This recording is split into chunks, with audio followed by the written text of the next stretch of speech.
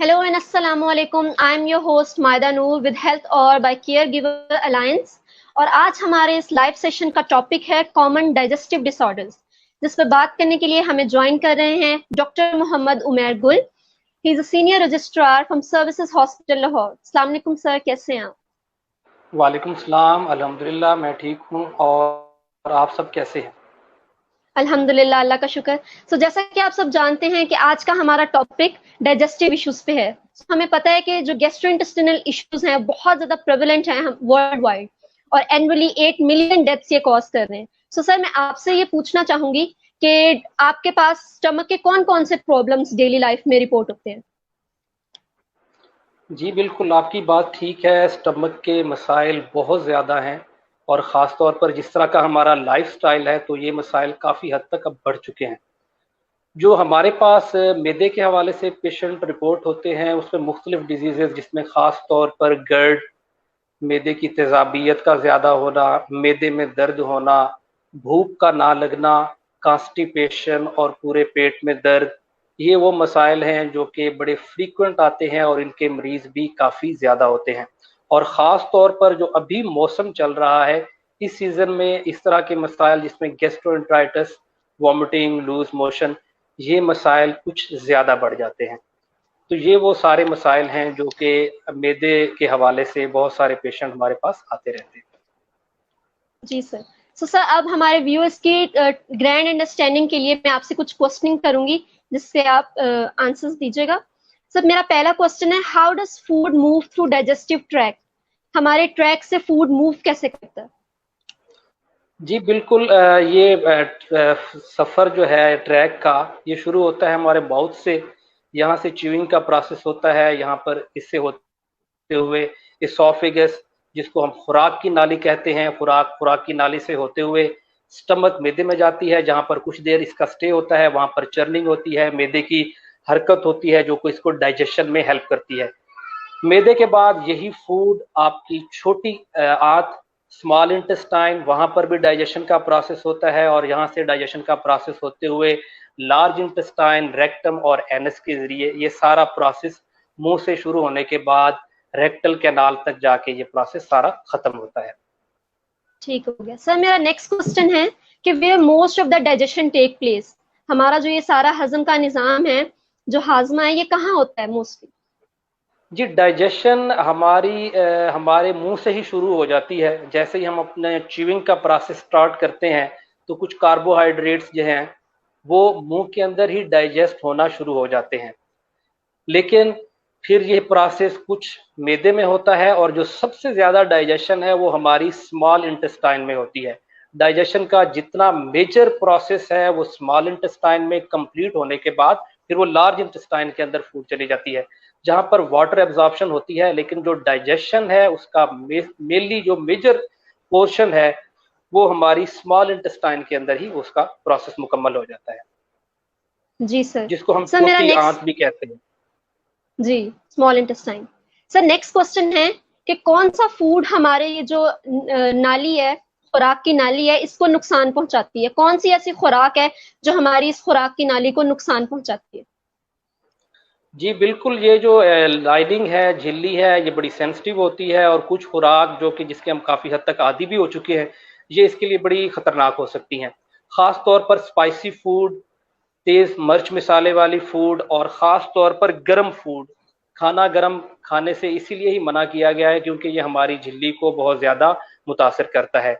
और ख़ास तौर पर हाईली प्रोसेस्ड फूड, जो बहुत ज़्यादा तली हुई चीज़ें हैं, इन चीज़ों के इस्तेमाल से जो हमारी लाइनिंग है इंटेस्टाइन की, जो झिल्लियाँ हैं मैदे की, ख़ास तौर पर जो झिल्ली है, इसके अंदर सोजिश, इसके अंदर ज़ख्म के मसाइल बढ़ जाते हैं।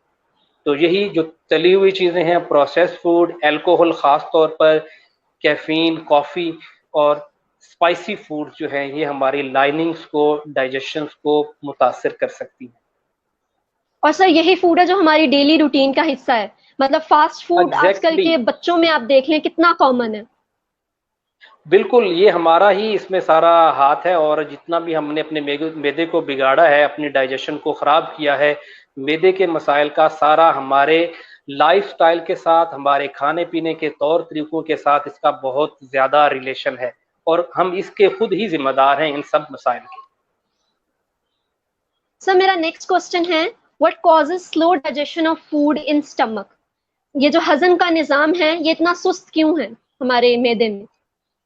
जी, उस हजम का निज़ाम सुस्त इसलिए है क्योंकि हम खुद सुस्त हो गए हैं। इसकी सबसे बड़ी वजह तो यही है, जी, क्योंकि हमारा लाइफस्टाइल इस तरह का हो गया है कि लाइफस्टाइल। हम खुद सुस्त हो गए हैं।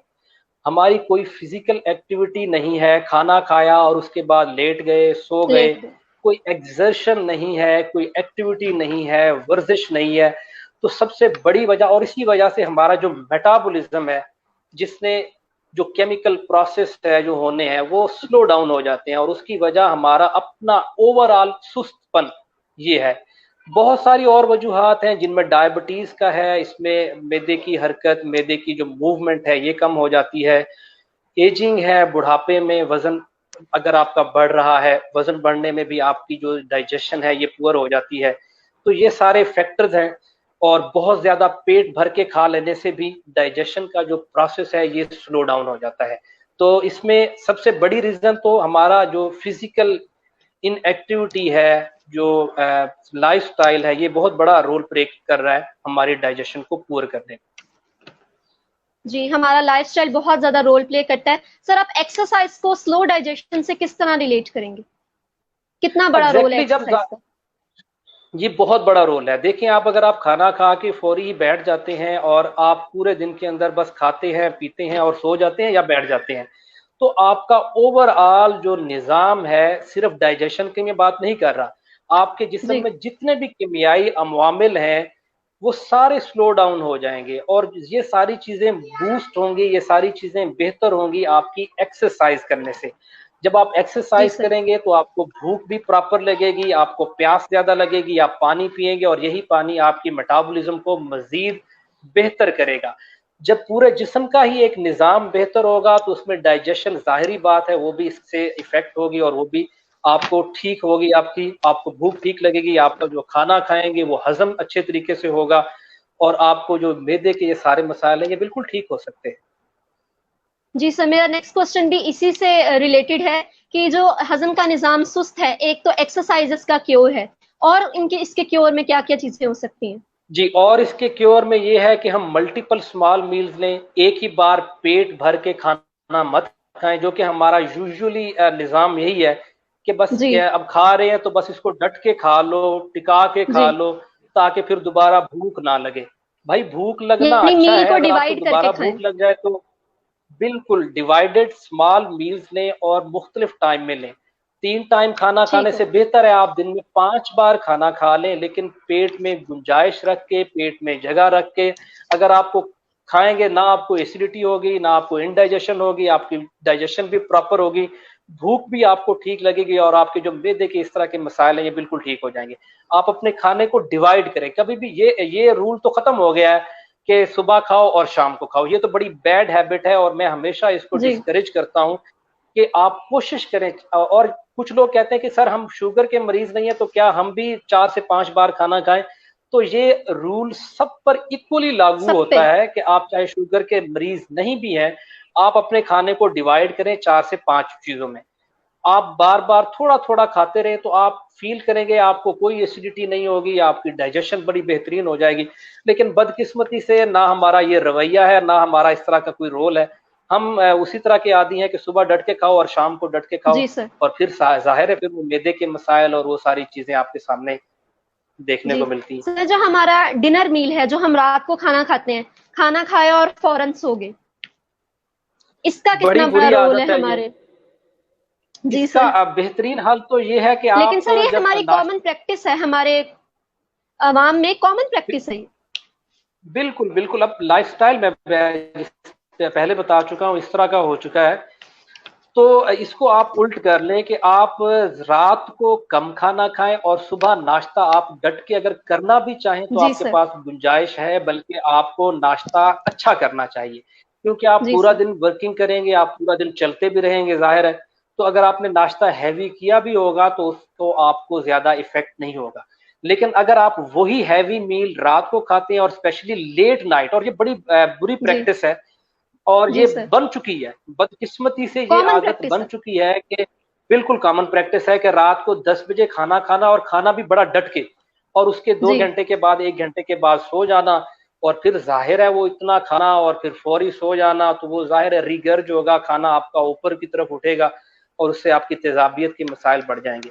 तो रात का खाना थोड़ा रखें, शॉर्ट रखें, और उसको कोशिश करें कि आप खाने और रात के सोने के दरमियान कम अज कम 4 घंटे का वक्फा लाजमी होना चाहिए।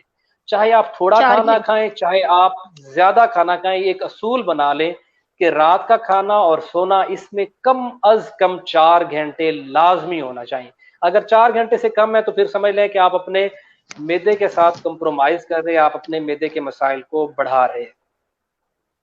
सही। सर नेक्स्ट क्वेश्चन मेरा है कि जो अनडाइजेस्टेड फूड रह जाता है उसको कैसे ट्रीट किया जाए?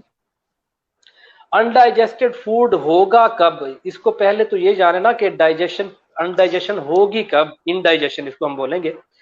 इनडाइजेशन तब होगी जब हम पेट भर के खा लेंगे, जब हम प्रोसेस्ड तली हुई चीजें खा लेंगे, तली हुई चीजें, जब हम, हाँ जी, और जब हम खाने के फौरी बाद बहुत सारा दूध पी लेंगे, हम खाने के बाद डेयरी प्रोडक्ट्स का इस्तेमाल ज्यादा कर लेंगे, और खास तौर पर जिस तरह हमारे खानों के बाद मीठे का इस्तेमाल, जो कि बड़ी गलत प्रैक्टिस है लेकिन हो रही है। तो खाने के फौरी बाद मीठा, मीठा हमेशा होता है खाने से पहले, लेकिन हमारी प्रैक्टिस ये हो गई है कि हमारे खानों में, हमारे दस्तरखान में मीठा आ गया है खाने के बाद, जो कि अच्छा सर, बड़ा मीठा ही खाने गलत से है। पहले होता है, मुझे भी आज पता चला। एग्जैक्टली, बिल्कुल ये गलत प्रैक्टिस है। ये तो बहुत लेकिन कॉमन इंफॉर्मेशन आज हमें पता चली। बिल्कुल बिल्कुल बिल्कुल, ये मैं आपको सही बता रहा हूँ कि जो मीठा है वो चाहे कुछ भी मीठे में है, वो हमेशा खाने से पहले खाया जाता है। और अगर आप खाने से पहले मीठा खाएंगे तो आप फील करेंगे कि आपको भूख अच्छी लगेगी और आपको ये इनडाइजेशन वाले इश्यूज नहीं होंगे। तो अगर आप खाने के बाद वही बात मीठा ज्यादा खा लेंगे, खाने के और खाना पेट भर के खा लेंगे, तो आपकी डाइजेशन कंप्रोमाइज हो जाएगी। मैदा एक खास हद तक एक फूड को ले सकता है, मतलब एक बर्तन की एक कैपेसिटी से बढ़ के आप उसमें डाल देंगे तो जाहिर है वो या ऊपर को उठेगा, और या वो जब डाइजेशन उसकी प्रॉपर नहीं होगी तो आपको डिस्कम्फर्ट फील होगा, फिर आपको दर्द भी होगी, फिर आपको बोझ भी होगा, फिर आपको घबराहट भी होगी, तो ये सारे मसाइल आएंगे। ठीक है sir. Sir talking about GERD, that is gastro-oesophageal reflex disease. So sir हमारा ये जो हार्टबर्न है, व्हाट कॉजेज हार्टबर्न, तेजाबियत की वजह क्या है सर? बड़ी कॉमन बीमारी, तकरीबन हर एज ग्रुप में। पहले ये बीमारी देखने में मिलती थी बड़ी एज ग्रुप के लोगों में, और ख़ास तौर पर जो लोग मोटापे का शिकार थे उन लोगों में। लेकिन अब बड़े मैं अफसोस के साथ कह रहा हूँ कि यंग पॉपुलेशन जो हमारी नौजवान, हालांकि ये नौजवानों की बीमारी है ही नहीं, लेकिन अब जो है, जो हमारी जिस तरह की डाइट है, यंग जनरेशन के अंदर ये बड़ी कॉमन हो रही है। और इसकी बुनियादी वजह यही है कि नहीं है ना,